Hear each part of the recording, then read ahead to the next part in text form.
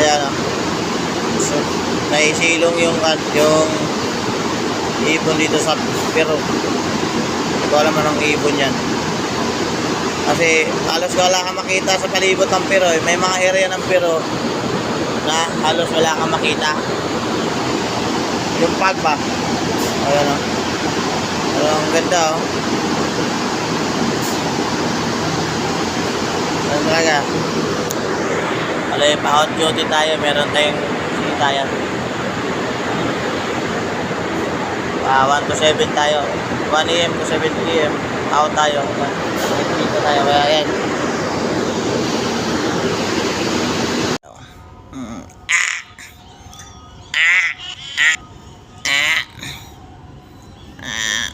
Dito yan sa pero. Yan o. Puro ipot na yung aming kano eh. Siyempre, puro ipot na yung sa Higmatic. Kasama na yan. Laking trabahoin nito. Halos buong barko namin, buong palibot ng barko. Puro may mga ipot. Kanang